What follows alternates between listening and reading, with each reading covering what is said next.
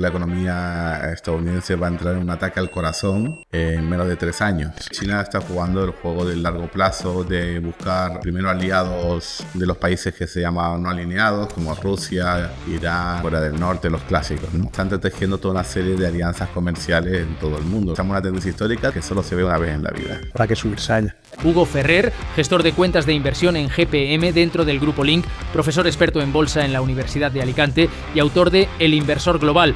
Hoy te muestra cómo interpretar el ciclo económico y los mercados para invertir con cabeza y paciencia. Este tipo de inversión no es algo que sea muy cotidiano. Poco conocido en España y en Hispanoamérica. Es una ineficiencia de mercado súper estudiada y se basa en la realidad contrastada de que una tendencia que está en marcha tiende a seguir estando en marcha durante más tiempo y genera rentabilidades por encima del mercado. Solo me ha costado 20 años de perder mucho dinero para... Es que es lo que te iba a decir. Lo que explicas aquí 5 minutos es fruto de la experiencia de lo que tú dices, ¿no? De 20 años. Quiero quedarme con la conclusión de qué te haría clic o qué te haría cambiar en el momento en el que tú dijeras, uy, parece que aquí va a haber ese cambio. Muy sencillo. Lo primero, une esas dos señales y también es posible la amplitud de mercado y ya está. Es importante invertir porque si no inviertes no aprendes, para empezar.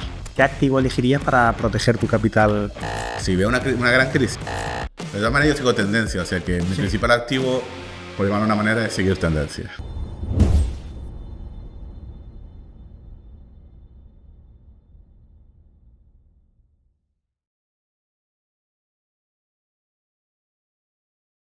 Hugo, ¿qué tal? Gracias, Raúl, por invitarme aquí. Mira, los datos de Estados Unidos parecen que son catastróficos, ¿no? Los datos de empleo parece que son catastróficos. Cuando estábamos preparando esta entrevista, la Fed todavía no había recortado tipos, pero parece ser que ha llegado ese momento, ¿no? Entonces, ¿crees que el mercado tiende o está tendiendo a ignorar este tipo de indicadores? No, ignorar, no. El mercado ahora mismo acierte, se equivoque en los siguientes meses y trimestres. Obviamente el mercado es un mecanismo de descuento de expectativas. Entonces no cotiza exactamente por las noticias presentes, sino por las que se espera que sea, ¿no? Sí. Entonces, cuando a principios de año, marzo, abril, tuvimos lo que yo llamo el crack de Trump, el mercado ya descontó una fase de bastantes problemas, porque claro, si tú metes los aranceles a niveles absolutamente locos, la economía se va a enfriar. Y eso fue precisamente lo que descontaron los mercados cuando la bolsa, el S&P 500, declinó cerca de un 20%. ¿Qué pasa? Que una vez ya has descontado eso, y ahí ocurrieron una serie de circunstancias, básicamente que los mercados de bonos y de crédito empezaron a dar signos de explosionar, o de implosionar, no sé cómo decirlo. Trump y Scott Bessent se dieron cuenta de que la estaban liando gorda y dieron un giro de 180 grados en la siguiente semana. Ese giro era un giro muy pro crecimiento, donde el control del déficit, como decían en las semanas anteriores, no era tan importante, y entonces los mercados llevan descontando un fuerte crecimiento en los siguientes trimestres. ¿Qué pasa? Que el empleo en particular suele ser un indicador retrasado. Y en mi opinión, el mercado descontó el empleo ya con las caídas de abril, y lo que estamos viendo ahora son revisiones de los datos de empleo de un indicador que es un poquito retrasado y que el mercado estima que van a mejorar en los siguientes meses y trimestres. Decías que consideras los datos de empleo como un indicador retrasado, pero normalmente es un indicador en el que se suele fijar mucho a la hora de determinar determinadas tendencias, ¿no? Entonces, ¿por qué lo consideras así? A ver, el empleo no es que lo considere, es de hecho un indicador retrasado. Lo sabe todo el mundo. Por ejemplo, la tasa de paro empieza a empeorar cuando la recesión ya están bien entradas. Y lo contrario, cuando empiezan las recuperaciones, la tasa de paro sigue incrementándose tiempo después. Lo que pasa es que cuando triangulas con algunos datos del mercado laboral, entonces te das cuenta que el empleo está mal, pero que no le está dando, por utilizar una analogía, un ataque al corazón. Es decir, hay un deterioro del mercado laboral que además aquí tiene unas complicaciones extras porque hablamos de un problema tanto de oferta como de demanda, porque la administración Trump no está cortando la entrada de inmigrantes, con lo cual hay un problema un poco raro. Entonces, si triangulas los datos oficiales de empleo con otros datos del mercado laboral, de momento no es grave la cosa. Luego, lo que tú has dicho es exactamente así. El mercado laboral se podría decir que el mercado laboral es el ciclo en sí mismo. ¿Por qué? Porque tanto las autoridades, es decir, el gobierno o autoridades fiscales, como las autoridades monetarias, es decir, la Fed, no suelen ser tan sensibles a muchos datos macroeconómicos, pero casi no, o sea, por cuestiones de mandatos legales, por cuestiones sociales, por cuestiones políticas, es el empleo el que mueve muchas de las levas, tanto de la política fiscal como monetaria, y por eso tiene tantas implicaciones en los mercados. De hecho, fíjate, hemos tenido una Fed obsesionada con la inflación, para bien o para mal, sobre todo desde que llegó Trump y tenemos el asunto de los aranceles, y ha sido ver una única, bueno, incluso antes, ha sido ver una revisión de los datos de empleo, ver lo que son flojos, que su mandato legal es, tiene dos mandatos legales: el control de los precios, o sea, el control de los precios no, mantener una inflación moderada y mantener estabilidad en el mercado laboral. Es un mandato legal, entonces se ve forzada a abandonar un poco sus preocupaciones por la inflación y centrarse en el empleo, y de ahí el recorte de tipos que se ha producido. Tenemos la bolsa, el SP500 en máximos.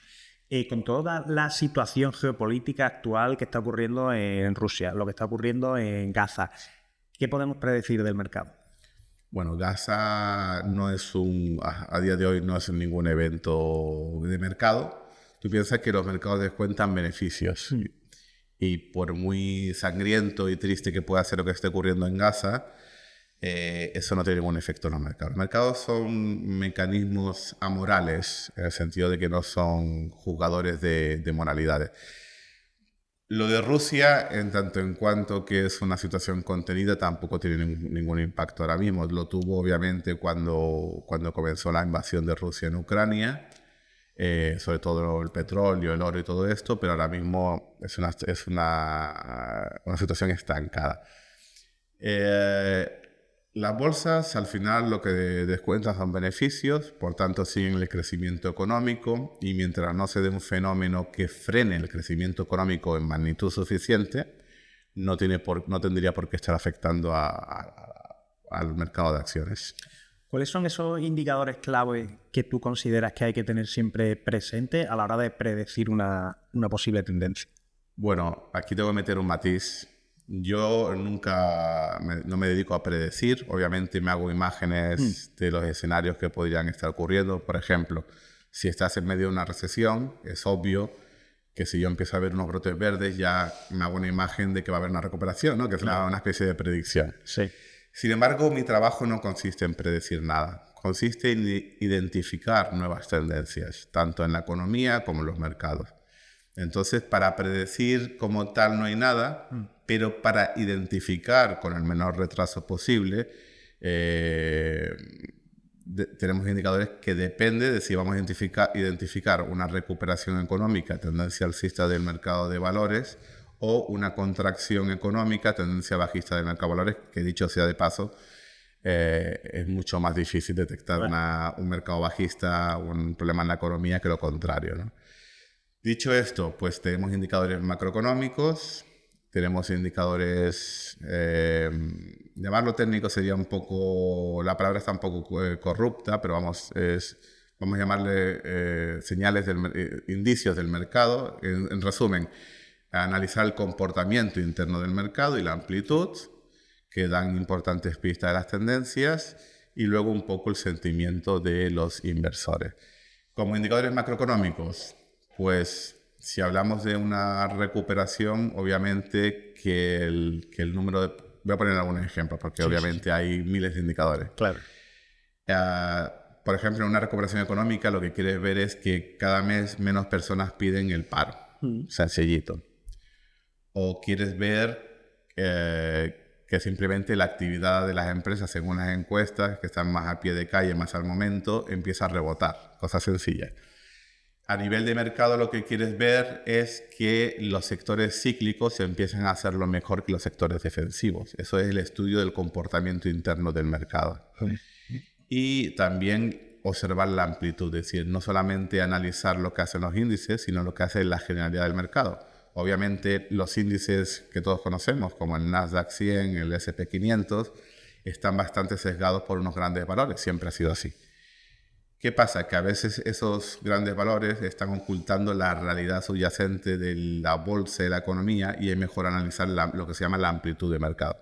Entonces, analizando ese comportamiento interno y general del mercado de valores, junto con pistas de la macro, eso es muy importante en mi forma de analizar, juntar lo que es el análisis macroeconómico, junto con el comportamiento interno del mercado, llegar a conclusiones de alta probabilidad. Y a eso ya le suma después un poco el sentimiento. Obviamente,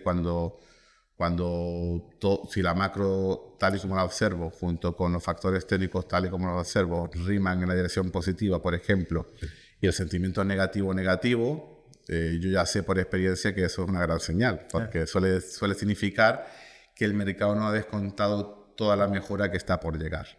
Hay un gap o hueco entre lo cotizado y las expectativas de los inversores. Qué bueno.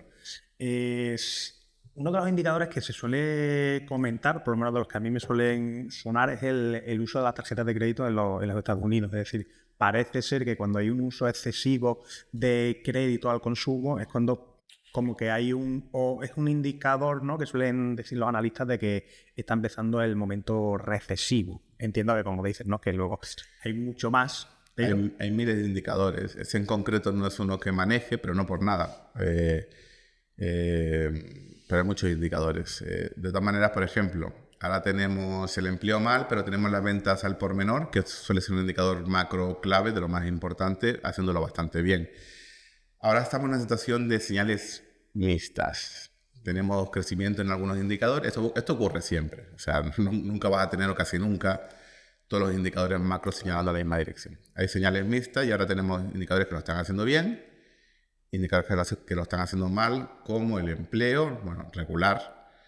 Y también es preocupante el mercado inmobiliario, las licencias de construcción. El mercado inmobiliario, creo que, si no me equivoco, son 4% del PIB en Estados Unidos, pero digamos que tiene muchos multiplicadores. Entonces, al final es bastante importante. Y es verdad que cayó en 2022, luego se estabilizó y está volviendo a caer. De hecho, a mí me preocupa más el mercado inmobiliario que el del empleo. Pero cuando tienes señales mixtas, tienes que hacer un equilibrio entre lo que estás viendo y, sobre todo, si lo que estás viendo es señales mixtas y que el mercado está en modo positivo, pues tampoco me voy a creer más listo de la clase pensando que soy más listo que el mercado, ¿no? O sea... ¿Piensas que con la bolsa en máximos hemos tocado techo? ¿O...? Eso no se puede saber. Eso sería un pronóstico. Yo soy pesimista a largo plazo. A largo plazo son 10, 15 años sobre la bolsa americana, no la mundial. Sí. Porque es verdad que tiene unas valoraciones extremas. También es verdad que los márgenes empresariales, hoy en día las empresas son de software, son modelos de negocio de suscripción, tienen unos márgenes más estables, mayores. Entonces... es posible o sea, posible no, seguramente está justificado que las valoraciones sean más altas que en el pasado. Pero aún así son valoraciones extremas y de forma estructural me imagino en mi cabeza que en 10 o 15 años veremos varios mercados alcistas y bajistas y al final no se llegará a ningún lado. Dicho esto, es una opinión estructural por la que no vivo. Yo me dedico a invertir de forma cíclica a los mercados. De momento soy alcista, nadie puede predecir un techo de mercado. Yo no me dedico a eso. Sí que es verdad, sí que empieza a caer y se da una serie de señales macro y técnicas del comportamiento interno del mercado, entonces digo, pues mira, ahora que ha caído y que he visto ciertas señales, pienso que podría desarrollarse una tendencia a la baja. Pero nadie puede ver un techo de mercado. De hecho, en los últimos 2 meses he visto mucha gente llamando techo de mercado y es algo que todo el mundo se equivoca y es lo más difícil del mundo. El deporte más difícil en bolsa es llamar a un techo. Te lo decía justo por eso, porque hay un sentimiento generalizado de que al estar en máximos parece como que hay un espejismo, ¿no? Que la bolsa está inflada y que está tocando ese techo, ¿no? Como que ya están empezando a entrar en liquidez ciertos inversores porque están... Ya es que me has cortado veces con lo de predecir la caída, pero están intuyendo, o como lo queramos ver, tendrán sus analistas como todo, pero tendrán ciertos análisis en el que le están diciendo que va a haber cierta frenada en esta subida tan explosiva que hay. No lo saben. El ser humano, hay un efecto en los mercados que se tiende a, no sé la palabra, antropomorfizar, no sé, que es darle características humanas a los mercados. Los mercados los mercados cuando suben, a mucha gente le da vértigo, ¿vale? Está muy metido dentro de todos que se compra barato y se vende caro. Compra barato en las oportunidades de caída, pero lo cierto es que históricamente ha sido más rentable comprar cuando el mercado sube y sigue subiendo que cuando está en las caídas. Entonces, el sentimiento general, y de hecho esa es una de las razones por qué existe una ineficiencia de mercado muy bien estudiada como es el momentum, es decir, que las tendencias tienden a seguir prosperando, existe porque los inversores les entra vértigo. Creen que los mercados son como el mundo físico, donde una altura supone un riesgo, y no, al revés. Los que invertimos por momentum lo vemos al revés. Una tendencia fuerte es mucho más segura que un mercado que está cayendo, porque es más probable que siga subiendo, y si ya se da la vuelta, pues ya habrá formas y maneras de salirse. Yo creo que es justo eso, ¿no? Que lo difícil es, como tú bien dices, el meterte dentro de esa tendencia alcista, como una vez que ya vas entrando, vas pensando, aquí está el techo, aquí está el techo, aquí está el techo, y sí, es como que te entra ese miedo o ese pánico. Pero después yo creo que a la inversa ocurre lo mismo, es decir, cuando hay una tendencia bajista, que es la que supuestamente tú estabas esperando para entrar, nunca entras, porque dices, bueno, vamos a esperar ese suelo, vamos a esperar el suelo y no terminas entrando tampoco. Sí, claro, los mercados en buena medida están dirigidos por las emociones de las masas de inversores, y cuando baja tienen miedo y cuando sube tienen miedo.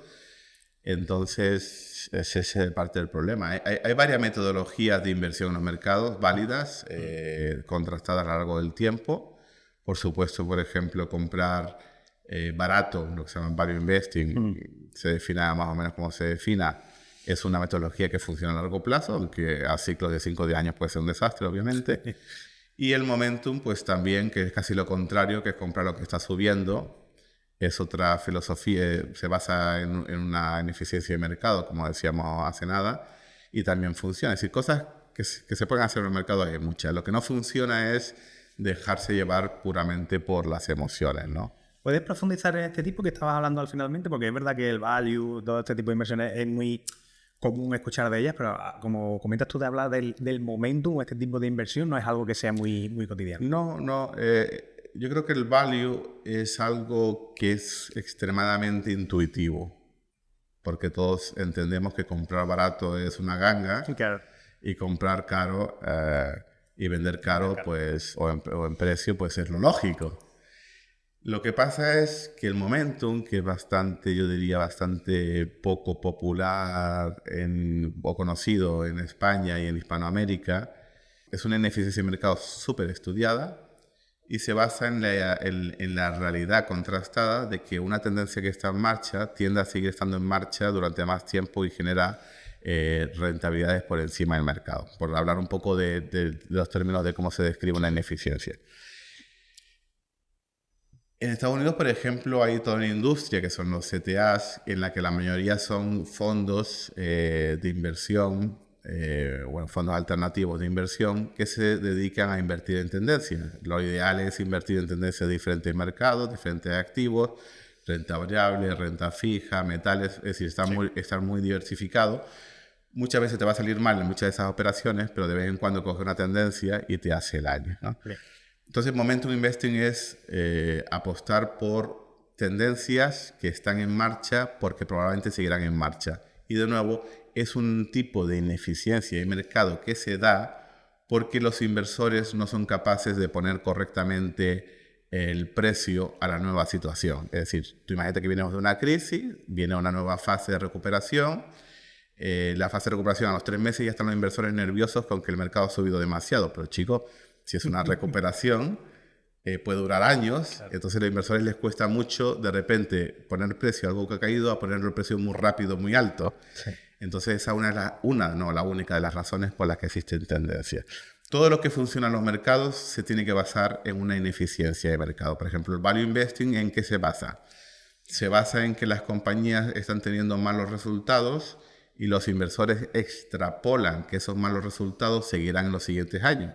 Pero como la vida es cambiante, muchas veces esas compañías, o cambian los ciclos, muchas veces esas compañías empiezan a cambiar y empiezan a tener resultados mejor de lo esperado. Entonces, quien compró a la baja cuando otros inversores extrapolaban malas noticias, entonces se sienten premiados por esa espera, por esa ineficiencia.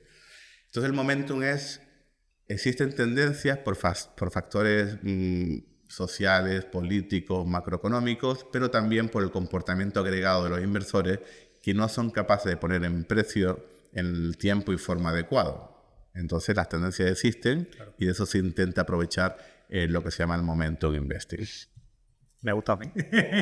He aprendido bastante porque es verdad que es un tipo de inversión en el que no se suele profundizar o en el que no es algo que sea muy cotidiano de hablar, ¿vale? Así que nada, queda aquí. Y además contraintuitiva. Es contraintuitivo. Sí, porque comprar caro, por decir una manera, para comprar mucho más caro, es algo que a la gente le explota la cabeza. Justo es lo que te iba a decir. Es decir, psicológicamente, ¿cómo te preparas a ello? Bueno, pues es una buena pregunta, porque psicológicamente, al final la psicología te la da el conocimiento y la experiencia. Es decir, tú sabes, cuando llevas años, sabes cómo funcionan los mercados, sabes lo que puedes esperar de ellos, están las probabilidades, pero sobre todo sabiendo cómo identificar cuando estás equivocado. Okay. ¿Vale? Que justo una cosa que iba a escribir esos días en mi web. Entonces, yo me he dado cuenta que muchas veces la gente tiene temor a tener una opinión. Ya no hablo de la gente común, sino de los analistas. Bueno, primero los analistas y los que hablan hacia el público siempre tienen bastante miedo de dar opiniones contundentes porque tenemos el riesgo de carrera, de que digas algo, de que ocurra todo lo contrario y tienes miedo a que te despidan. Imagínate el típico analista que trabaja, que sea en Renta 4, en Banco Santander. Jamás se va a salir del tiesto demasiado, ¿no? Porque salirse del tiesto y equivocarse tendría una penalización brutal. Sin embargo, cuando eres independiente como yo, doy la opinión que tengo que dar porque es lo que genuinamente creo, pero también sé identificar si estoy equivocado. ¿Cómo lo identifico? Hombre, pues si soy alcista, como por ejemplo soy ahora, veo que el mercado empieza a caer, que el comportamiento interno del mercado se vuelve negativo, que la amplitud de mercado se vuelve negativa, que se rompen niveles clave, soporte. Yo normalmente no tengo soporte dibujado, vale, pero sí que es verdad que cuando se rompe el comportamiento interno, el comportamiento interno del mercado, lo defensivo supera lo cíclico y la amplitud se pierde, empiezas a trazar un nivel donde dices esto no tiene lógica. Vale. Entonces, saber dónde estás equivocado es muy importante para poder dar una opinión de calidad.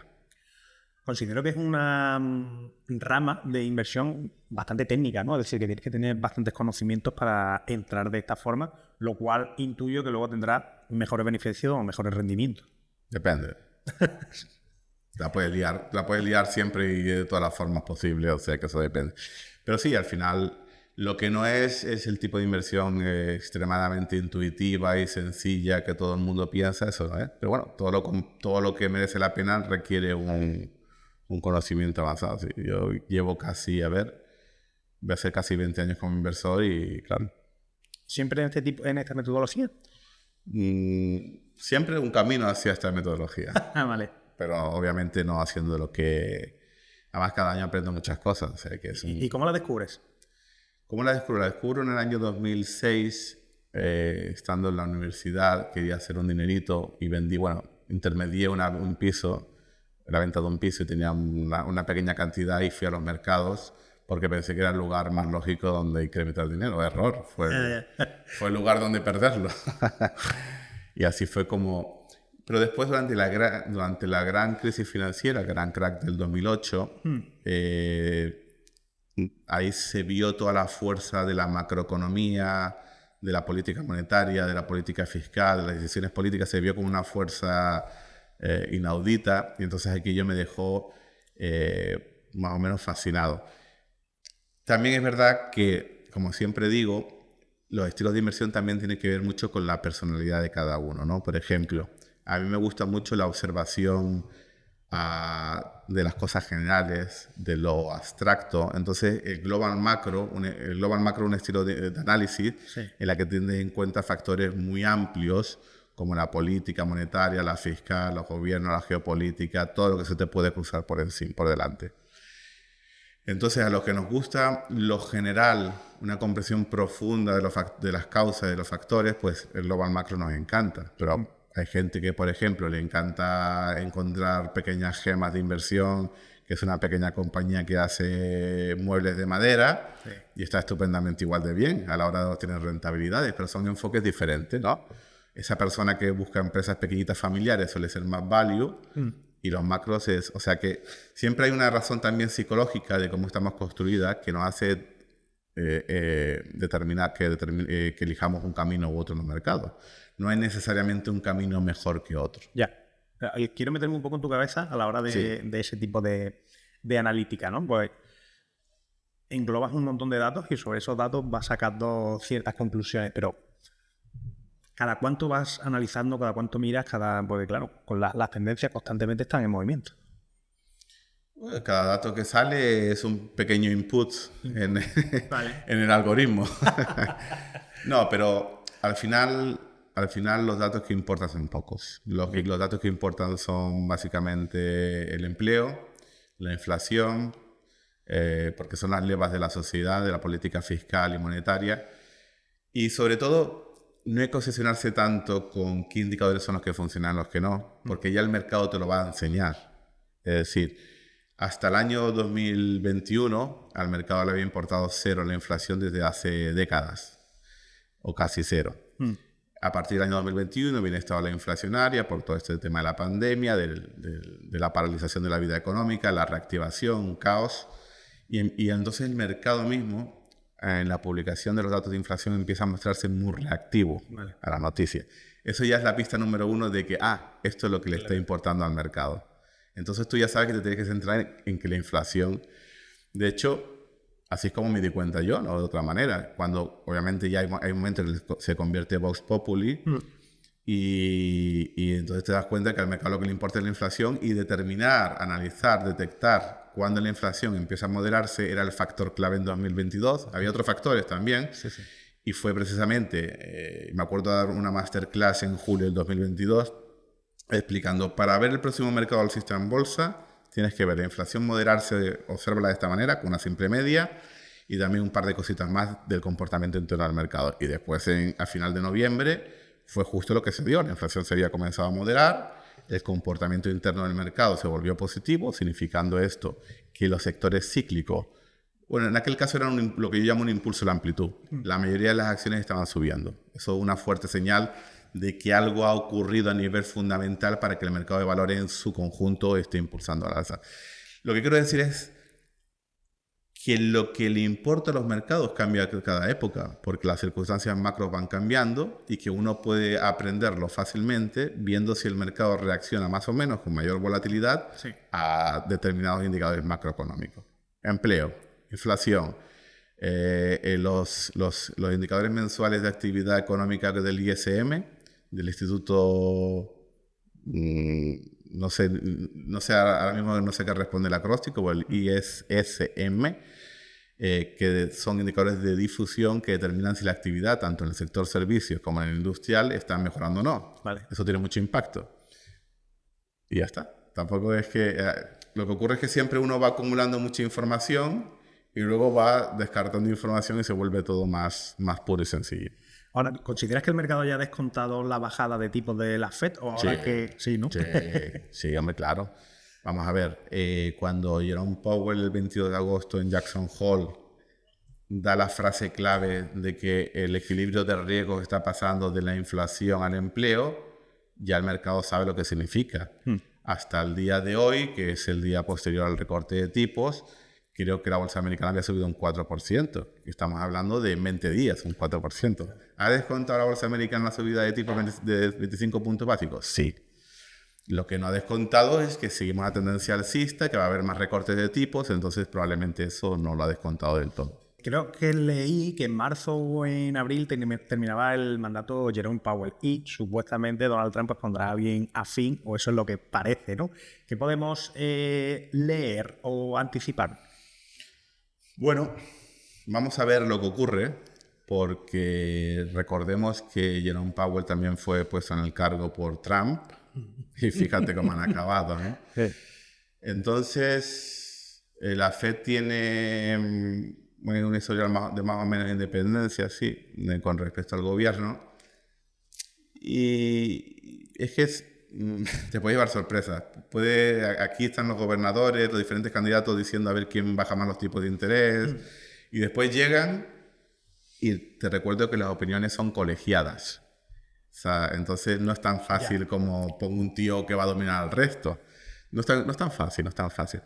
Hombre, si se da el peor caso y la Fed deriva en un órgano es un órgano político, en fin y al cabo, pero bueno, si deriva en un órgano pro recorte de tipos de interés a lo bestia, vamos a ver el dólar por los suelos, el dólar en los aires, el oro por los aires. Pero yo tengo mis dudas de que vaya a ser tan agresivo como se supone. Si no, es que Trump va a poner a uno de su cuerda y enseguida lo dudo. Porque las opiniones son un poco más colegiadas y en todo caso las cosas serían un poco más gradual. Si es el camino gradual, pues veríamos un dólar a la baja, pero de forma más gradual, y un oro al alza, que poco le falta excusas para subir porque está por las nubes. Sí, luego hablaremos de diferentes tipos de activos, pero vamos a ir centrando un poco también el tema de la política fiscal, ¿vale? Porque tú comparabas o he visto que has comparado el déficit actual con el de la pandemia o el de la Segunda Guerra Mundial. ¿Consideras que estamos ante un estímulo fiscal histórico? Totalmente. Es decir, después te puedes poner con minucias de qué parte de ese gasto es realmente...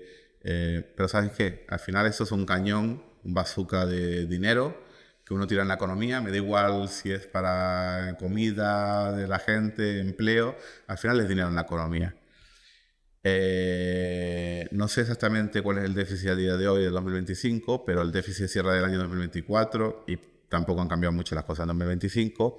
Es el más elevado desde la pandemia. Antes de eso, el más elevado desde la gran crisis financiera / gran recesión de 2008. Y antes de eso ya nos vamos a la Segunda Guerra Mundial. ¿Qué quiere decir esto? Que las políticas de los gobiernos que están en marcha son políticas para estimular la economía en momentos de crisis. Bueno, la Guerra Mundial es una categoría aparte, pero ¿por qué el gobierno gasta tanto durante la gran crisis financiera? Para estimular la economía. ¿Por qué el gobierno gasta tanto durante la pandemia? Para estimular la economía. Ahora, Estados Unidos lleva gastando muchísimo dinero desde hace años. Ha entrado en una espiral de la que ellos mismos dicen que no es sostenible. Las propias autoridades monetarias y del Congreso dicen que no es sostenible. Y esos son estímulos. ¿Por qué son estímulos? Porque significa que el gobierno se está endeudando en los mercados para imprimir billetes y lanzarlos a la economía. No estoy muy de acuerdo con esa parte que dice que es más estimulativo un tipo de gasto que otro, porque al final es dinero que se va a la economía, que circula rápidamente, y eso pues históricamente ha sido un factor pues para los mercados en concreto muy alcista, porque si tú estás estimulando la economía, claro. De hecho, fíjate, tenemos el año 2022, llega la Fed, se llega tarde y mal a subir los tipos de interés por la ola inflacionaria y sube los tipos de interés al mayor ritmo en 40 años. Históricamente, una subida de tipo de interés hace que la economía se contraiga porque se enfría, etcétera, etcétera. Sin embargo, aquí no se llega a entrar en recesión, si en un mercado bajista moderado, del S&P 500 fue el 25% de caída, pero la economía estadounidense no entra en recesión. ¿Por qué? Pues porque hay un déficit, un gasto gubernamental brutal que está sosteniendo la economía. Una de las promesas de Donald Trump era justo parar esto, pero parece ser que no. Esa es la gran gracia del año 2025. Llega al poder, es investido presidente a finales de enero. En febrero y marzo, él y Scott Bessent, su secretario del Tesoro, mandan señales no literalmente, pero tipo de que hay que apretarse el cinturón, que esto es insostenible. Recuerda que Elon Musk crea el DOGE, Departamento de Eficiencia Gubernamental, con el objetivo de cortar el déficit. Ya los mercados empiezan a debilitarse. Y luego ya con el anuncio de los aranceles globales, si no me equivoco, fue el 6 de abril, los mercados dijeron, se está cortando el déficit, o se pretende cortar el déficit, y encima paralizar la vida económica global, empiezan a implosionar las bolsas, empiezan a implosionar los mercados de deuda. Y entonces Trump, que jamás en la vida ha venido a este mundo a apretarse el cinturón, dice, hasta aquí hemos llegado. Y en las siguientes semanas dicen, no lo dicen directamente, pero donde antes era apretarse el cinturón, donde antes decían que la economía tenía que pasar por un periodo, esto sí es literal, de desintoxicación, ahora dicen que el déficit no es tan importante reducirlo tan rápido, que lo importante es crecer más, que el déficit se reduce solo. Entonces hay un cambio radical entre lo que ocurre entre enero y abril, mayo del 2025 y los meses posteriores. Y esto antes te lo tenía que haber dicho.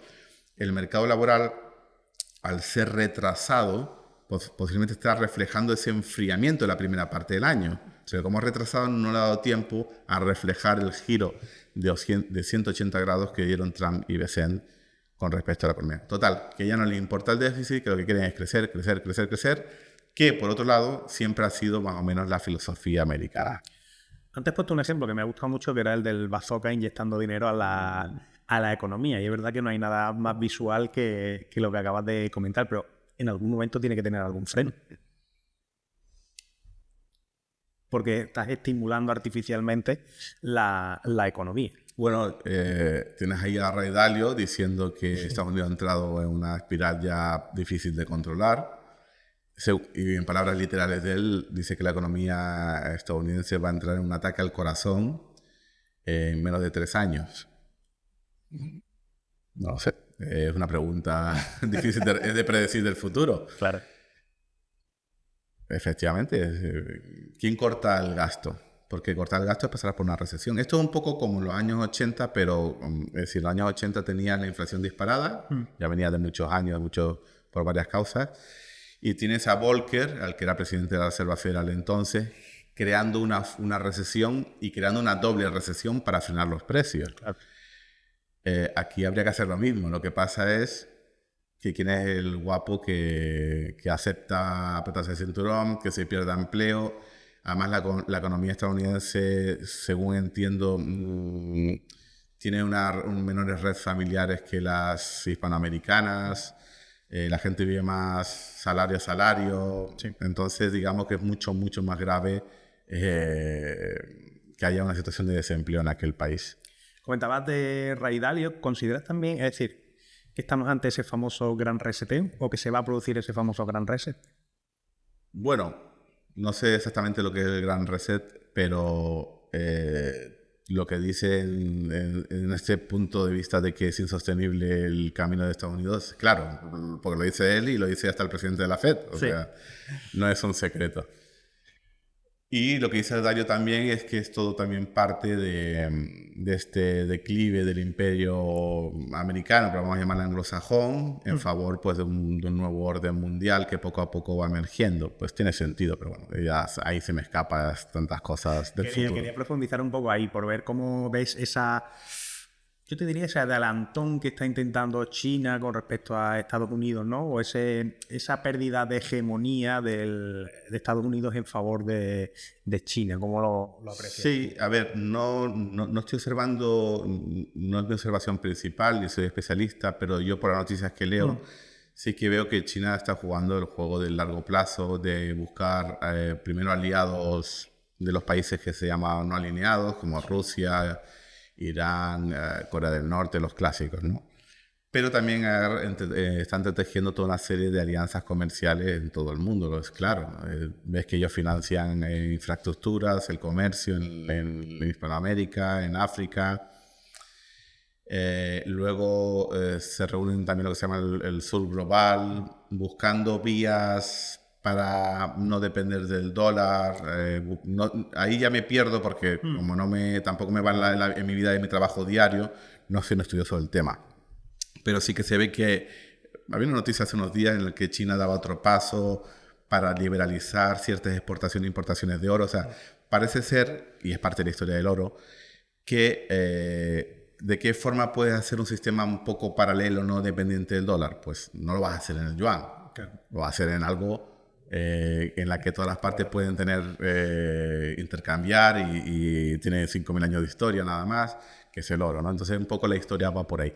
Pero también entiendo que es una cosa muy gradual. Tú ves el dólar sigue siendo totalmente dominante, pero estamos hablando de juegos de muy largo plazo y las cosas van graduales y tal vez un día pues se aceleran. Sí, es lo que te iba a decir, que yo creo que hay mucho temor también con el tema del dólar, es decir, esa pérdida de valor constante que está teniendo y que una vez más era otra de las promesas de Donald Trump, de esa fortaleza que le iba a dar al dólar, pero parece ser que no. Yo creo que es una promesa siempre que todo el mundo se crea falsa, porque Trump vive en una mentalidad de que siempre ha sido toda su vida, de que otros países han tomado ventaja de Estados Unidos, ¿no? Sí. Pero son cosas lógicas. Tú no vas a tener un tío de Utah fabricando al mismo precio que un tío de Vietnam. Es lógico, ¿no? Claro. Es como inevitable, ¿no? No se puede volver al pasado, no se puede... Entonces, él siempre, mi visión, y los hechos me lo han confirmado, siempre ha querido un dólar barato, ¿vale? Es como una medida de presión. De hecho, cuando en la primera guerra arancelaria contra China, China jugó con su moneda y ahora Estados Unidos ha metido aranceles, pero es ellos los que están jugando con su moneda. Pero sí, es parte de la historia. Más ocurrió algo muy importante, que fue una metedura de pata de Occidente probablemente, que es en el año 2022, cuando Rusia invade Ucrania, que es una de las primeras decisiones que se hacen. Se congelan 300.000 millones de dólares que Rusia tenía en el exterior. Entonces, ahí están, aparcados, 300.000 millones de dólares, que es una barbaridad. Entonces, en ese momento, el dólar / sistema financiero internacional / Occidente está declarando que el sistema financiero no es neutro, que les pertenece. Y es ahí justamente cuando poco tiempo después el oro empieza a romper sus fundamentales clásicos de las últimas décadas. Ya no se mueve según los tipos de interés reales, es decir, no se mueve según si hay mayor o menor represión financiera, sino que parece haberse perdido la neutralidad del sistema financiero y entonces, como país alineado, China, Rusia, Corea del Norte, Irán, todos sus amigos, todo lo yo para qué voy a tener dinero en un banco en Bélgica si me lo vas a confiscar. Claro. Entonces, es una de las razones también por las que el oro explotó al alza y está en yo llevo diciendo desde el año 2023 que estamos en una tendencia en el oro de las que solo se ve una vez en la vida, porque el oro lleva, al menos desde el shock de Nixon en 1971, venía respondiendo según, como digo, con los tipos de interés reales. Es decir, si a ti los papelitos del gobierno te pagan más, el oro es menos interesante. Si los papelitos del gobierno, los bonos, te pagan menos, dices, oye, para que me paguen menos, me compro esta piedra amarilla que está muy bonita. Eso funcionó al menos desde el 71 hasta el 2022. En 2022 se rompe completamente. Y eso está dando lugar a una tendencia histórica que de momento es fascinante porque ya ha doblado en precio en apenas 3 años. ¿Por qué consideras que rompe esa, como tú decías, ¿no?, esa forma de funcionar con respecto a... Por desconfianza. Si los países no alineados ya no pueden tener su dinero en un banco en Bélgica porque van a ser penalizados, ¿por qué China va a poner dinero en un banco en Bélgica cuando invada Taiwán se lo van a enfriar? Dice, con todo el respeto, que te den. ¿No? Claro. Sí. Entonces compran oro, está demostrado que los bancos centrales están comprando oro a un ritmo brutal. Eso conocido, porque luego está la parte no conocida. Ese es el factor número 1 del oro hoy en día, es la pérdida de neutralidad del sistema financiero occidental. La número 2 es que es en menor grado, pero va incrementándose, es la posición fiscal de Estados Unidos, que cada vez más insostenible. Sí.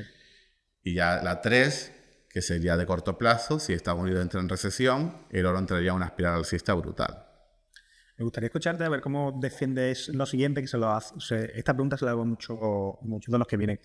Y hablando de este rally alcista, el gran peso importante lo tienen las famosas tecnológicas, ¿no? Entonces, ¿consideras o crees que puede parecer algo similar a lo que ocurrió con las .com?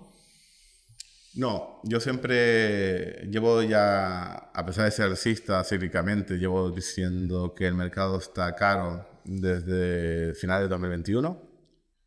Tuvimos el mercado bajista, recuperado. No he ido a muchos lugares, por cierto, pero bueno.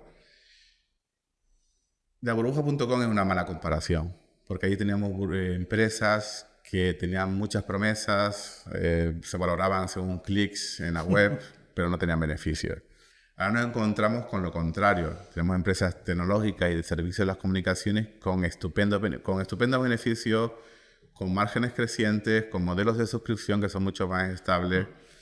Entonces, no es ese tipo de burbuja. Es una burbuja más parecida a la de las Nifty 50 de los años 70. Al final de los 60 y los 70, había una serie de... Nifty 50 significa la maravillosa 50. Empresas como Coca-Cola, McDonald's, Pfizer, todas las que se te ocurran. ¿Son malas empresas? No, maravillosas. Lo que pasa es que llegaron a un nivel de valoración tan alto en aquella fecha que incluso lo muy bueno, a demasiado precio, luego tienen problemas. ¿Qué significa tener problemas? Significa que lo probable es ver varios mercados bajistas donde no van a ningún lado. Significa que en la siguiente década, creo que la Nifty 50 como conjunto no tuvieron mayor rentabilidad durante 25 años comparado al mercado en general. Entonces es ese tipo de burbuja, no es un tipo de burbuja vacía como la tecnológica, no. Es un tipo de burbuja, o si no lo queréis llamar burbuja, llamarlo de alta valoración del mercado, que tiene el riesgo de que por pagar tan caro pase por mala fase. Voy a poner otro ejemplo. Tú compras un piso, ¿cuál es la mejor zona de Málaga? Justo la que estamos. La que está. Tú compras un piso caro, porque está el mercado encima caro. Está muy caro. Una zona prime. Hombre, no va a desaparecer el piso. Y si lo alquilas te va a dar una rentabilidad pequeñita, pero te la va a dar. Sí. Lo que es poco probable cuando está en un mercado caro, en una zona prime, es que obtengas rentabilidades impresionantes. Eso es lo mismo que ocurre con un mercado muy sobrevalorado. Has comentado que tienes ahora mismo la visión o una tendencia alcista. Quiero quedarme con una conclusión de qué te haría clic o qué te haría cambiar en este momento, en el momento en el que tú dijeras, uy, parece que aquí va a haber ese cambio. Muy sencillo. Lo primero, ver que datos del mercado laboral, no el dato oficial de empleo, pero otros datos, como el que se llama en inglés Initial Claims, que significa es el número de personas que cada semana piden ayudas por desempleo. Bueno. Es un dato muy preciso, porque si mucha gente de repente está pidiendo ayuda por desempleo, sí, significa que la economía ha entrado en barrena, pero no está ocurriendo. Ese sería un dato macro clave, entre otros, para no marear. Sí. Luego, a la vez, tengo que ver que el comportamiento interno del mercado se vuelve negativo, significando que los sectores cíclicos, llámale el industrial, el de consumo discrecional, empiezan a hacerlo mal con respecto a los sectores defensivos, como los de suministros públicos, utilities o el de salud. Cuando el comportamiento cíclico se pierde del mercado, junto con una macro que se pierde, une esas dos señales y también es posible la amplitud de mercado y ya está. De hecho, en mi experiencia, soy de las personas que sí que mantengo opiniones durante trimestres y años si hace falta, pero en general soy de los más tácticos en ese sentido, ¿no? Y igual que soy alcista y pienso que hay una conjunción de factores que pueden desembocar en una aceleración de la tendencia, no tengo ningún problema en cambiar de opinión. Primero porque soy independiente, claro, y segundo porque cuando cambian los datos, pues hay... Y serían justo eso, siempre los digo, siempre los explico. Me parece buenísimo y lo he dejado bastante claro, pero ahora voy a robar tu conocimiento y te lo voy a preguntar a la inversa. Vale. Si estuviéramos en un ciclo bajista, ¿cuáles serían esos indicadores en el que considerarías que cambiaría la tendencia? Lo mismo. ¿Pero a la inversa? A la inversa. En este caso sí. Fácil, ¿no? No todos los indicadores macroeconómicos se leen igual en la fase de expansión pero justo este de Initial Claim, que es un indicador muy seguido por el mercado, es de muy alta frecuencia porque se repite cada semana, es el típico indicador que en el clímax de una recesión está por las nubes y si dura... Yo no hablo de cazar ningún techo, ¿no? Perdón, solo de mercado. Cuando el indicador te señala que hay menos personas pidiendo el paro, hay muchas todavía en términos absolutos, pero los mercados se mueven por relatividad. Estamos mal, pero estamos menos mal que el mes anterior. Entonces el mercado eso ya le sirve para descontar que hay una nueva tendencia. Ese sería un dato y luego que hubiera lo que yo llamo un impulso de amplitud. El impulso de amplitud es un concepto que significa que una gran mayoría de acciones, por ejemplo, según mi definición, más del 90% de las acciones componentes del índice S&P 500, es decir, al menos 450 acciones de las 500 se encuentran en tendencia alcista de corto plazo. Eso es una circunstancia muy extraordinaria, que no se puede mover un mercado entero de esa manera si no estuviera ocurriendo algo subyacente de importancia. Entonces, si tú unes la señal macro de recuperación, de brotes verdes, que es lo que tanto se ha hablado durante la crisis, junto con un comportamiento interno del mercado, en este caso un impulso de amplitud, obviamente no hay ninguna garantía, pero tiene una señal de altísima, altísima probabilidad de estar en la tendencia, en una nueva tendencia. ¿Esto cuándo ocurre? No te ocurre en el mínimo de mercado, eso no lo puedes saber. Claro. Yo me dedico a identificar tendencias, no suelos.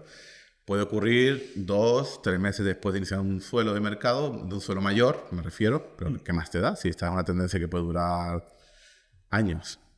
Qué bueno. La verdad que sí me parece alucinante el que con esa información y con esos datos al final... Solo me ha costado 20 años de perder mucho dinero para... Es que es lo que te iba a decir. Lo que explicas aquí en 5 minutos es fruto de la experiencia de lo que tú dices, ¿no? De 20 años. Entonces lo explicas muy sencillo, muy fácil, y después que visualmente dices, coño, es que tiene todo el sentido del mundo justo en lo que está... Tú ya sabes lo que dicen, ¿no? Cuando los listos, la frase más o menos dice, aprenden de otros...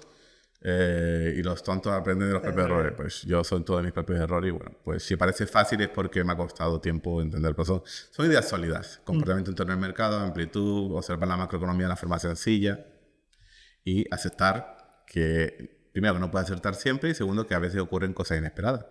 Por ejemplo, una pandemia te dice, ya está, ocurrió, ya está, no pasa nada. Te sales, es decir, es táctico, te sale, de otros tipos de inversiones harán otras cosas y ya está. Claro, bueno, al final es una suma de probabilidades que la mayor probabilidad esté a tu favor, es buena señal. Justo.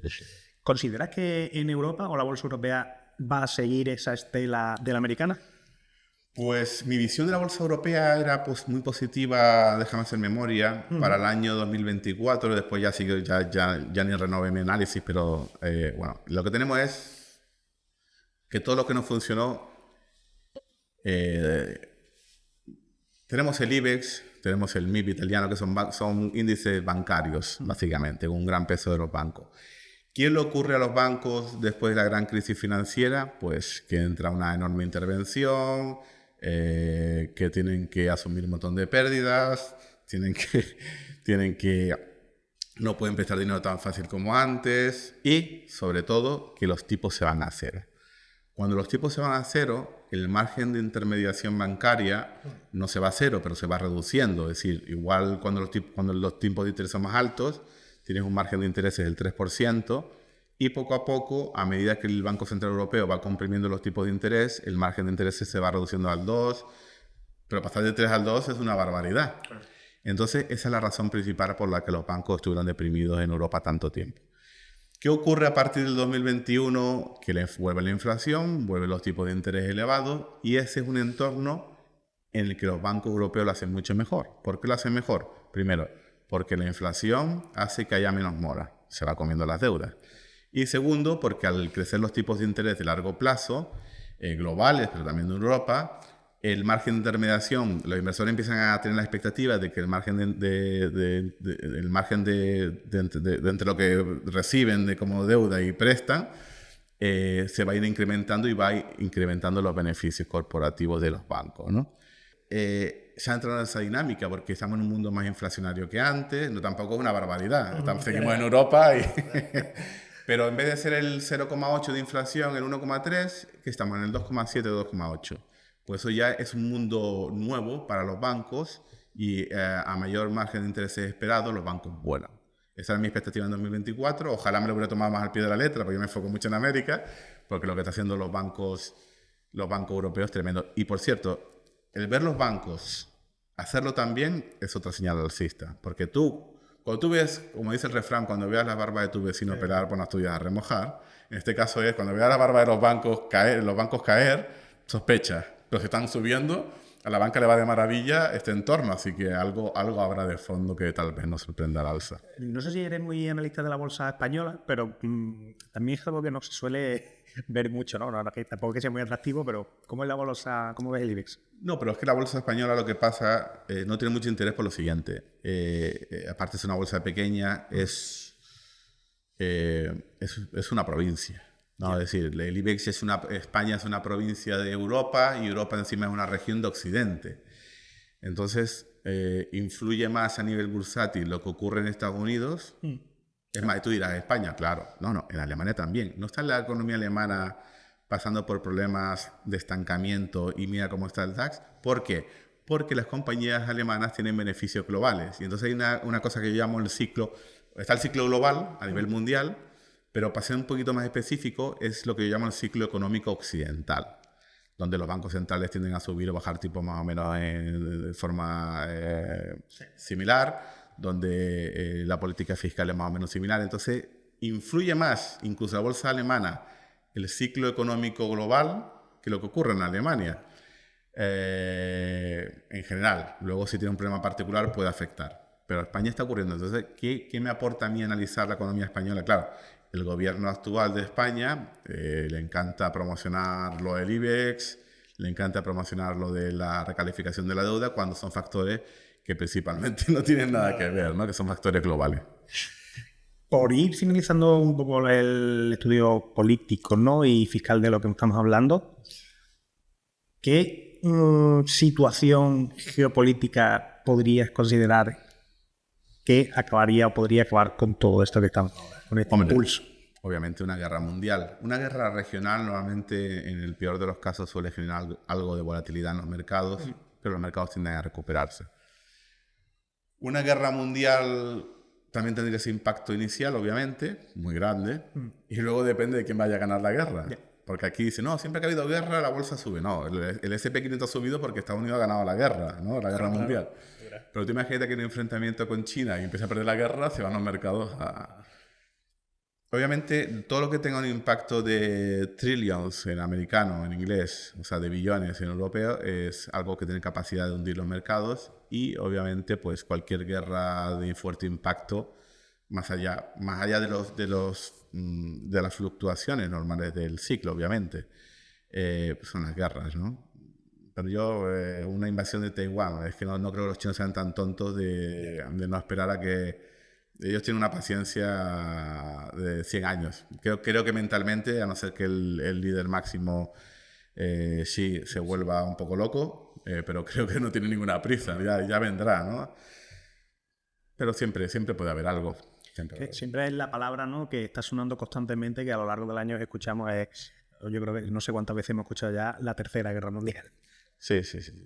No, además no se puede predecir. Fíjate que la Primera Guerra Mundial, sí que es verdad que hay más conciencia hoy en día y hay más frenos porque sabes que la otra potencia es muy poderosa, ¿no? La Primera Guerra Mundial, Europa vivía en felicidad más o menos, desarrollismo, había una sensación de paz en Europa y sin embargo al poco. Pero en aquella época había una tradición guerrera entre Alemania y Francia, era muy común enfrentarse en guerra y luego se acabó liando, ¿no?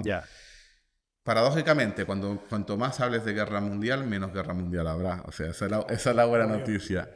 Yo, sinceramente, lo veo difícil. Lo que pasa es que los acontecimientos históricos y los ciclos históricos están ahí por encima de los pensamientos de uno, ¿no? Y como se llama la trampa de Tucídides, si no me equivoco, que es cuando un imperio declina y otro entra en auge, tienden a entrar en conflicto, ¿no?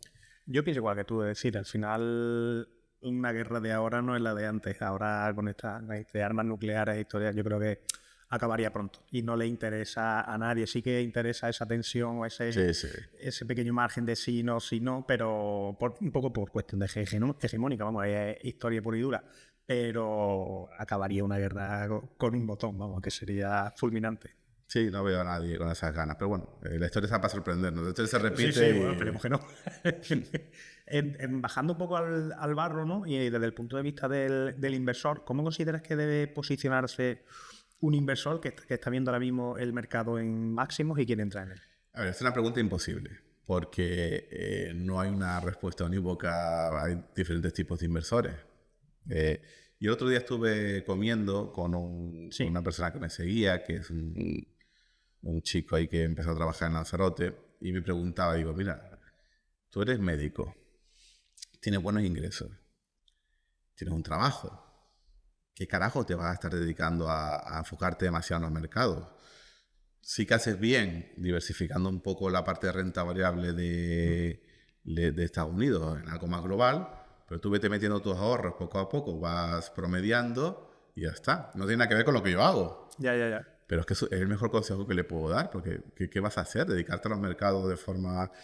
En todo caso, das una allocation a renta variable le dije el 60-70%, pues está un poco caro, dale algo de los bonos, le dije que le dé al oro más de lo que tenía y ya está. O sea, es que el consejo depende del perfil de cada persona, no lo mismo. Por ejemplo, un funcionario en general debería asumir mucho más riesgo de lo que asume, porque chicos, tienes un empleo fijo, entonces sí que te puedes permitir unas variaciones de tu principal más importantes. No digo exactamente ahora que la bolsa americana está cara, pero en general deberías tomar más riesgo. Sin embargo, el perfil de la persona que es funcionaria casi por definición tiende a ser más conservadora, ¿no? O sea que no hay consejos unívocos. Y a nivel más táctico y global macro como yo hago, pues mi consejo es seguir alcista hasta ver señales como las que nos indicarían que la tendencia alcista ha acabado, como la que, o que probablemente ha acabado, como la que comentamos antes. O sea, Pero has dado un consejo que es muy genérico, pero que es muy válido. Es decir, al final, indirectamente has dicho, entra en el mercado, vas promediando pero está dentro, estate dentro. sí.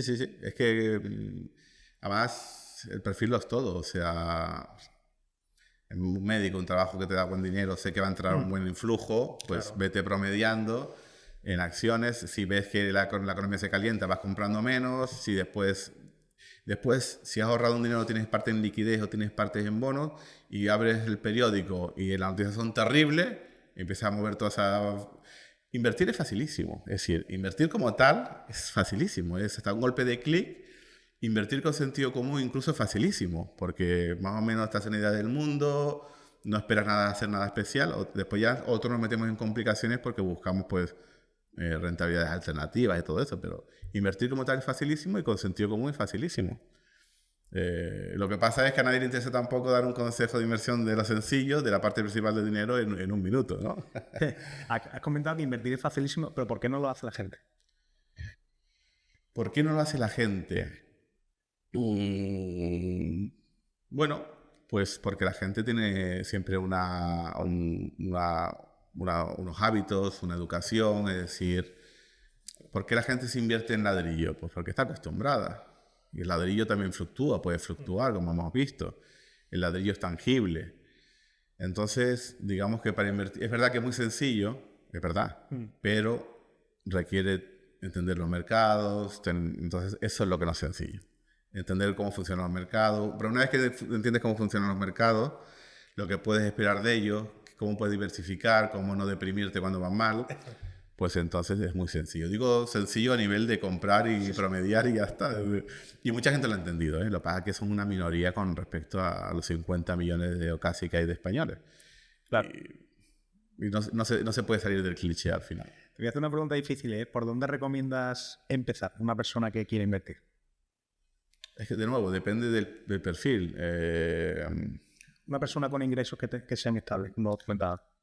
Pues lo mejor es utilizar soluciones de... A ver, en el sistema de fondos español es muy perro, porque vas a una entidad y no te dejan, tú vas al Banco Santander y no te dejan invertir en los fondos cualquiera.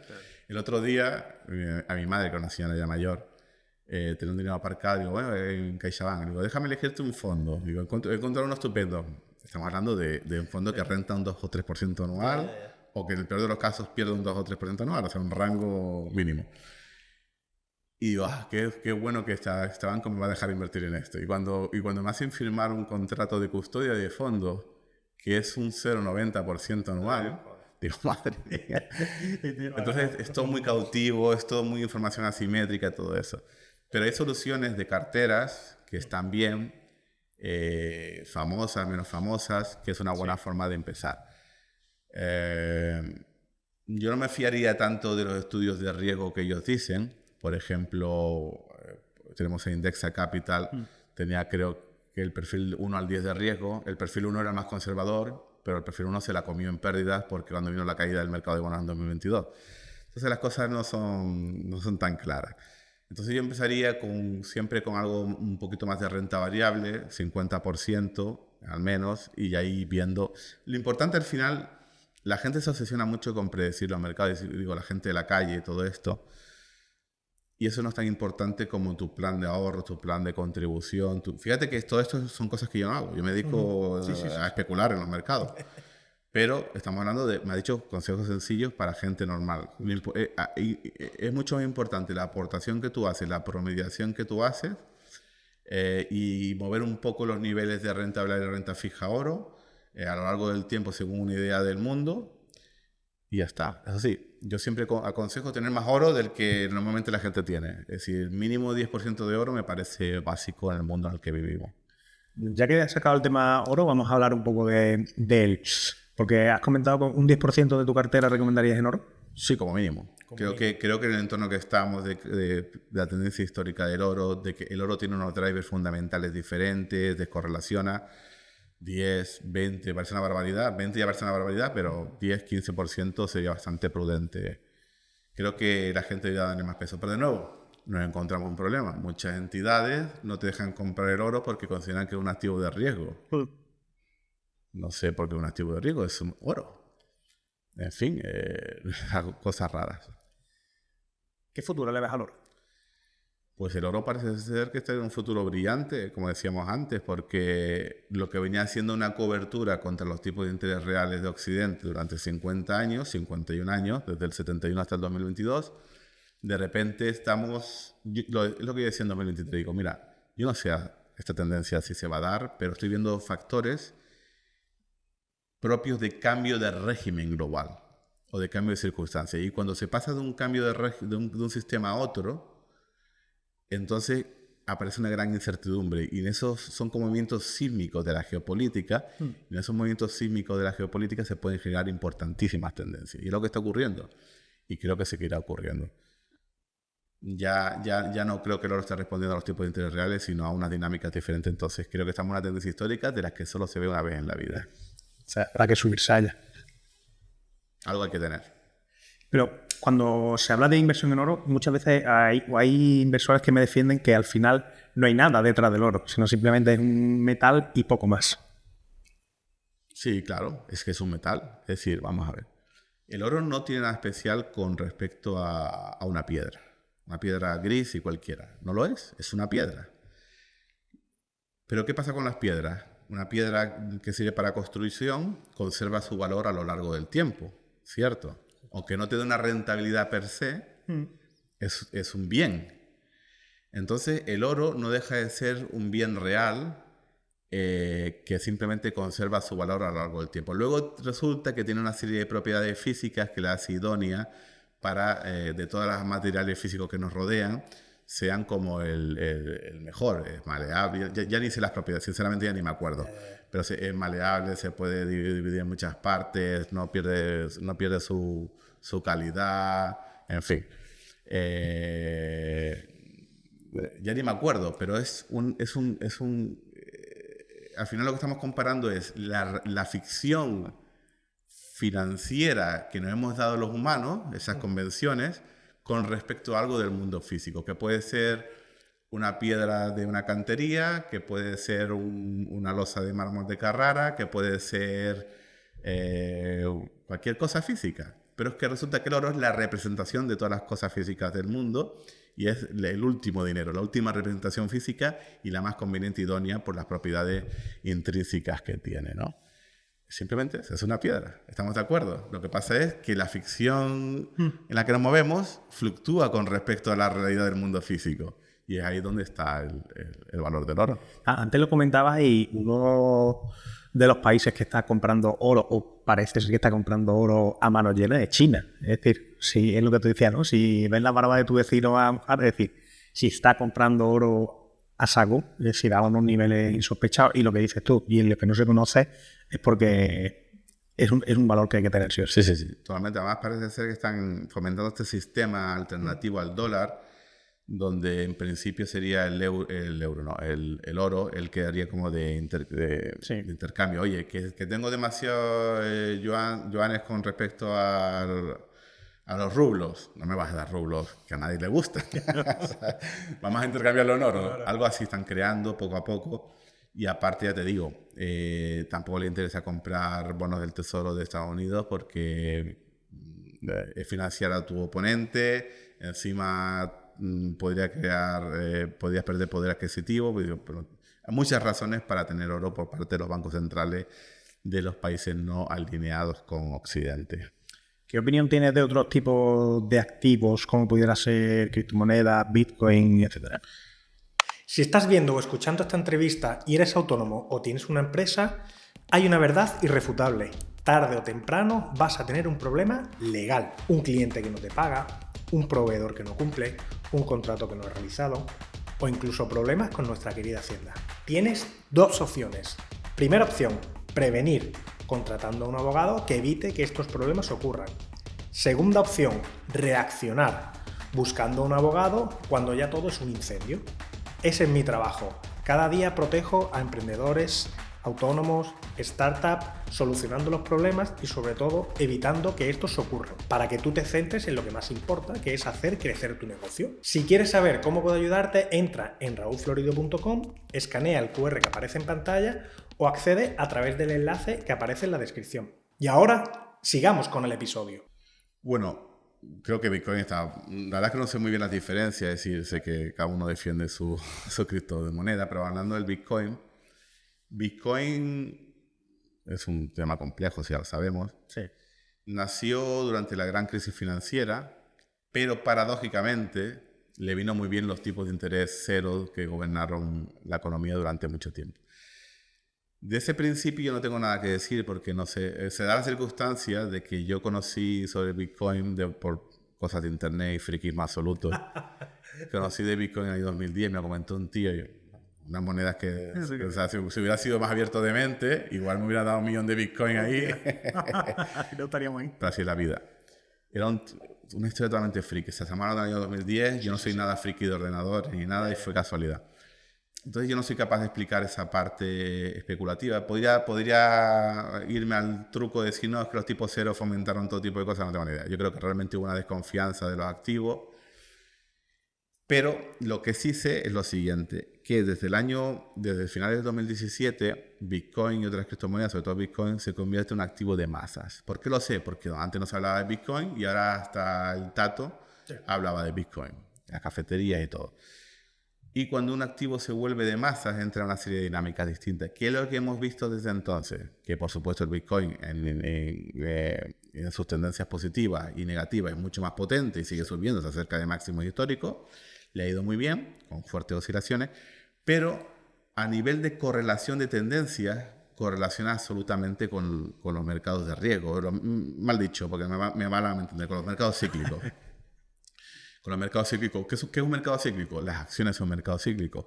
Si tú analizas los principales puntos de inflexión del Nasdaq al alza y a la baja, a la fecha, junto con la de Bitcoin, clavadas, casi clavadas. Entonces, ¿qué es Bitcoin a día de hoy? Es un activo cíclico, especulativo, en la que sus máximos defensores esperan que poco a poco se convierta en una especie de reserva de valor. Pero eso sería paradójico, porque que se convirtiera en una reserva de valor significa que se volvería muy poco volátil y no sería rentable, sería como una especie de línea. Pero a día de hoy es un activo cíclico, especulativo, como tal responde exactamente a los mismos ciclos que de la bolsa, los mismos factores fundamentales.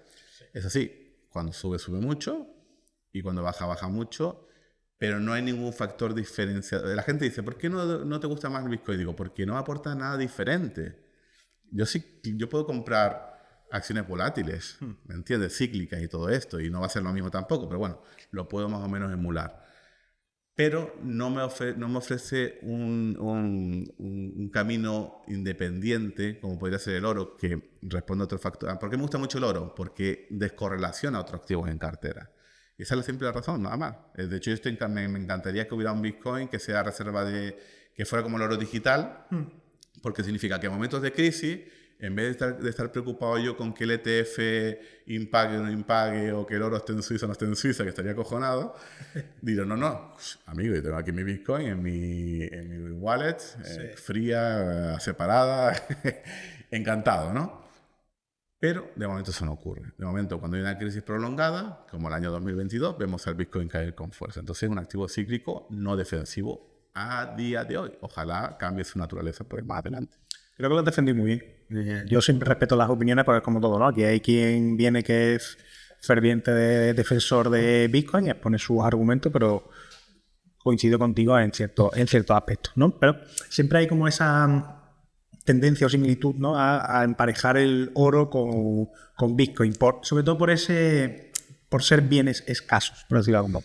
Sí, por ser bienes escasos, porque es algo que a la gente le gusta pensar que puede refugiarse en tiempos de crisis. De hecho, creo que había un antecedente del Bitcoin llamado BitGold. Sí. Creo que en el white paper de Bitcoin se habla un poco también, como ya no me acuerdo, como activo defensivo, pero la realidad es la realidad es muy dura. Sí. Viene una crisis y yo no quiero tener Bitcoin, o no quiero tener Bitcoin en calidad. Tú imagínate que yo tuviera capacidad de predecir, que no había dicho que no la tengo, una gran crisis, una guerra mundial. A día de hoy, con la información que tengo, dame todo lo oro del mundo y quítame el Bitcoin, ¿no? Luego las cosas cambian, ¿eh? Puede ser imagínate que el oro, hay una serie de problemas en el oro y la gente dice, pues si el oro no funciona, pues ahora va a ser Bitcoin. Pues son hipotéticos, pero a día de hoy no es así. Bueno, te iba a hacer la siguiente pregunta, pero que me acabas de responder ahora mismo, y era ¿qué activo elegirías para proteger tu capital? Oro. Si veo una gran crisis, oro. De todas maneras, yo sigo tendencia, o sea que mi principal activo, por llamarlo de una manera, es seguir tendencia. Qué bueno. ¿Cuál es para ti el activo que más potencial de subida tiene en estos próximos años? Ni idea. El que más seguridad, el que más confío es el oro, ¿vale? Pero en esencia ni idea. Es una tendencia histórica, como decía antes. Estamos en un momento sísmico, entonces cuando hay un momento sísmico las tendencias no tienden a acabarse rápidamente. Sí. Y el oro le sienta bien una crisis. O sea, si el oro... es que hay que ponerlo en contexto. Sí. El oro tiene que haber caído. ¿Por qué? ¿Por qué tiene que haber caído? Cuando la Fed sube los tipos de interés en 2022, eso significa que los tipos de interés reales son muy positivos. Y los tipos de interés reales muy positivos significa que el gobierno está pagando bien por los papeles, por los bonos. Perdón.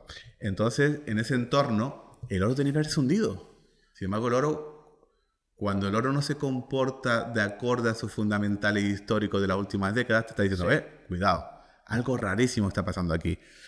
Investigas un poco más, te das cuenta de que se ha perdido la neutralidad del sistema financiero, te das cuenta de que la posición fiscal de Estados Unidos es un desastre, te das cuenta de que incluso si entrara en recesión sería todavía más desastre. Entonces, está en un momento sísmico, geopolítico, histórico y todo esto, entonces las tendencias son brutales. Por eso digo, el oro es lo que más me gusta en estos momentos. Es verdad que es lo que tú decías, ¿eh? Se esperaba como ese parón en el oro, ¿no? O que hubiera hecho, vamos a llamarlo otra vez techo, que hubiera frenado esa tendencia alcista, pero también se preveía ahora con los aranceles de Donald Trump como que también iba a tener ese frenazo, y parece que sigue, como tú bien dices, ¿no? Aislado de la realidad. Y eso es que yo creo que lo has explicado muy bien antes, y denota ese cambio de fundamentales a lo mejor en el oro. Aparte hay un gran principio ya especulativo, ya no tiene inversión, sino especulativo puro y duro, que es que cuando un mercado no se comporta como debería, ahí hay algo de interés, ¿vale? Entonces, ese es el tipo de cosas, por eso yo estaba tan excitado en 2020, te digo, wow, está pasando algo que no debería. Y encima hay unas razones que puedo encontrar muy lógicas, y se ha demostrado, pues, y sigue ocurriendo lo mismo. No debería, pero está ocurriendo. Entonces, como principio de especulativo, eso es brutal. Siempre todos los no debería esconden una historia detrás, una narrativa macro que puede ser brutal. Y en el caso del oro estamos hablando de una mega tendencia que a mí, pues, en fin, por eso me gusta tanto este metal. Si digo que no sé nada, pero si tengo que elegir algo, me quedo con el oro. Además del oro, ¿piensas otro tipo de metales como plata, que parece que también está teniendo una tendencia? Sí, fuerte? El oro, la plata lo llamo la prima loca del oro, sí, porque es un activo mucho más volátil. A mí no me gusta, porque cuando viene una crisis la plata cae mucho más y después rebota mucho más. A largo plazo la rentabilidad de la plata es un desastre. Entonces es una jugada súper táctica, especulativa, para momentos muy concretos, difícil de identificar, y no tiene especial valor para mí la plata. ¿Platino? No conozco los fundamentales del platino. Mira que lo he intentado, tampoco he profundizado muchísimo, pero no conozco los fundamentales y no tengo opinión. A la hora por saber tú, no la estrategia de inversión, sino los activos que inviertes, una vez que ya hemos dicho que analizas tendencias y demás, Es decir, inviertes en acciones, inviertes en fondos, ¿en qué es lo que inviertes para estar dentro? Sí, a ver, yo tengo dos partes de lo que gestiono, ¿no? Una parte es sistemática, siguiendo tendencias, donde invierte en diferentes sectores de renta variable, en diferentes tipos de bonos, desde bonos corporativos, soberanos, incluso basura, y también en oro. La parte más especulativa también sigo tendencias, pero la hago con otros instrumentos tipo opciones, futuros, cosas un poco más, ese tipo de instrumentos. ¿Podrías explicarnos brevemente cómo funciona el mercado de bonos? Bueno, los bonos, vamos a ver, los bonos principalmente están los bonos soberanos y después están los bonos corporativos.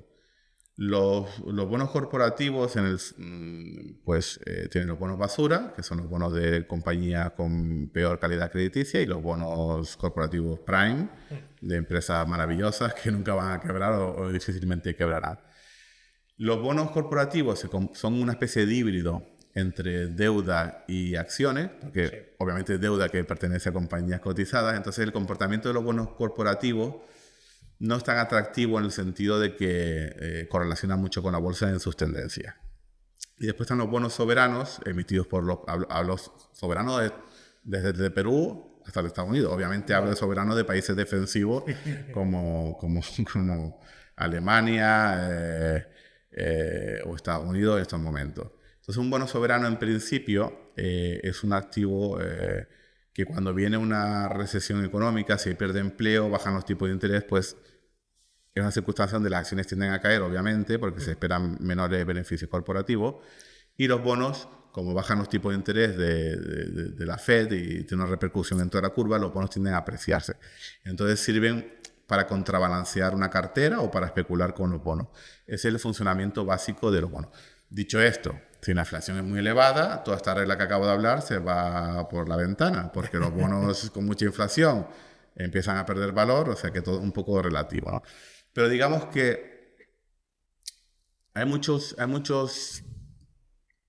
instrumentos o tipos de cosas que puede invertir, pero al final todo ¿es esto cíclico, es anticíclico o es mitad de camino? Por eso a mí, por ejemplo, hablarme de deuda corporativa tampoco me fascina, porque para eso invierto en las acciones. ¿Me entiendes? Porque yo ¿para qué quiero ganar menos de lo que pueden subir las acciones? ¿Para restar volatilidad? Bueno, vale, sí, pero en fin. Entonces lo que buscas son activos que en diferentes momentos del ciclo puedan comportarse de manera diferente. Tú puedes tener una recesión, fatal las acciones, pero resulta que hay momentos de la recesión que si la Reserva Federal está recortando tipos de interés de emergencia, no como esto, que esto es por si acaso, sino de emergencia, la cosa está fatal, voy a recortar tipos de interés, los bonos suben en línea recta. Entonces a nivel especulativo es una jugada muy buena porque tiene poco retrocesos que te eche o que te salte. Entonces esa es la parte del juego de los bonos. A mí me gustaría que, para ir finalizando, que des un consejo, ¿vale? ¿Por qué? Porque nosotros aquí en el canal promulgamos mucho el tema de la educación financiera, ¿vale? Sí. Entonces sí que fomentamos a que la gente invierta, primero que se forme, evidentemente, pero quiero que dé un consejo a una persona, como decíamos antes, ¿no? Que quiere comenzar a invertir su ahorro, ha aprendido el ahorro, ¿vale? Quiere empezar a invertirlo, que por dónde comenzaría y cómo arrancaría con ello. Bueno, una persona con unos ingresos estables, que tiene un trabajo. Yo primero, como diría, entraría con cautela. No, los mercados son como cualquier carrera. No va a haber 2 tardes, ni 2 cursos, ni nada. Lo siento. Requieren años de experiencia que no se puede comprar. Entonces, siempre se puede entrar en una solución de indexación. Hay muchos bancos hoy en día, esto de online famosos que tienen cartera. Está bien. No te vayas al extremo ahora mismo de poner mucho en renta variable porque suelen ser carteras con mucho peso en Estados Unidos y una bolsa cara. No te vayas al extremo de ser muy conservador. Recuerda que tienes un trabajo estable y con ingresos. Y es mucho más importante que empieces equilibrado. Es importante invertir porque si no inviertes no aprendes, para empezar. No te interesa. Empieza equilibrado igual un 60, la típica cartera 60 renta variable, 20% bonos, 20% oro, sería una buena cartera en estos momentos, de forma genérica, para empezar a aprender. Que es mucho más importante la aportación que tú vas haciendo, porque si vas a un mercado bajista, pero vas aportando, sí. Hay gente que me dice, no, y si tengo 200.000 euros, ¿qué hago? Pues chicos, si tienes 200.000 euros, haz lo mismo, porque no vas a predecir lo que va a ocurrir a continuación y tampoco te vas a arruinar de una forma diversificada, ¿no? Luego le diría, no pienses que hay un estilo de inversión. Sí que hay, obviamente hay estilos de inversión que son mucho mejores que otros, ¿no? Si vas a hacer de trading vas a perder dinero básicamente, ¿no? Pero me refiero que hay estilos de inversión que son válidos. Por ejemplo, value investing que hablábamos antes es válido, pero es muy difícil porque se puede pasar décadas por detrás de los índices, como está ocurriendo. Puede que te guste el growth o compañías en crecimiento, puede que te guste invertir en calidad, puede que te guste el momentum, puede que te guste buscar gestores alternativos que te manejen parte del dinero. O sea, hay de todo. Puede que te guste mucho lo que a mí me gusta, que es Global Macro, este análisis general de los mercados, pero no pienses, por supuesto elige un estilo de inversión que tenga lógica y que funcione, pero sobre todo elige una forma de invertir adecuada a cómo tú ves el mundo y tu psicología. Eso es súper importante. Si vas contra tu naturaleza, te vas a pegar un mamporrazo tremendo, ¿no? Yeah. Entonces, si en tu mente están los principios del value investing, una vez que los comprendes bien, vete para allá. Pero si tu mente es como la mía, que es cosas más abstractas de la economía, la geopolítica, las tendencias, no vayas ahí. Claro. Es mucho más importante, y ya a nivel más sencillo, a nivel de empezar con una cartera sencilla, siempre actúa no de acorde a lo que tú creas que va a pasar en los mercados, sino de acorde a cómo tú vas a responder a los eventos de los mercados, ¿no? Es decir, ¿te vas a poner nervioso si tu cartera de 200.000 euros cae a 100.000? Pues entonces ya está. Y hay que ser sincero, porque uno es muy sincero. Dice, no, yo me pondría algo nervioso. Pues entonces pon menos riesgo. Asegúrate que si la bolsa cae un 50%, tú no pierdes un 50%, sino que perderías un 25%, que tampoco es mucho. Por ir finalizando, ¿qué piensas del sistema actual de pensiones que tenemos aquí en España? Bueno, no soy especialista, pero sí que sé que parecen bastante insostenibles porque es una sociedad que envejece, sí que hay un influjo migratorio importante, pero no son empleos que generen mucho. Parece que hay un problema de falta de sostenibilidad. La deuda ha bajado en los últimos años desde la pandemia, pero cada año la partida de pensiones es más brutal. Si no recuerdo mal, creo que la pensión media en España es como el 80% del salario medio, que es una brutalidad. En países como Dinamarca del 40%. Así que el debate actual es cómo le decimos a nuestros mayores que hay que recortar las pensiones. Y entonces ningún partido, absolutamente ninguno de los tres grandes partidos quiere. Desde mi punto de vista, esto se resume en lo siguiente. Como nadie lo quiere hacer por las buenas, se acabará haciendo por las malas. ¿Qué significa esto? Que en algún momento, en determinado, llegará una crisis, volveremos a tener una deuda muy alta y ocurrirá algo parecido a lo de Grecia. ¿Qué ocurrió en Grecia? Que su deuda era muy alta y al final vinieron los hombres de negro y dijeron, pues chicos, aquí hay que recortar. Si no lo haces tú, lo hacemos nosotros. Claro. Las pensiones en Grecia, no sé, ya no me acuerdo si lo que es parte mito o no, pero creo que se recortaron hasta en decenas de ocasiones. Hubo acuerdos para recortar pensiones, y el país se empobreció mucho y ha perdido población. Mi esposa es griega y más o menos sé un poquito de la economía griega, y al final es o recortas por las buenas o vas a acabar recortando por las malas. Y me imagino, por cómo funcionan las cosas, que vendrá una crisis igual dentro de 3, 5, 10, 15 años y será por las malas entonces. Dicho queda. Además, para mí España no tiene remedio, soy muy pesimista. Se vive muy bien, en Málaga además se vive extraordinariamente bien, donde yo soy también. Pero mira, tenemos problemas de vivienda, tenemos problemas estructurales tan graves que me entra el pesimismo que casi prefiero ni hablarlo.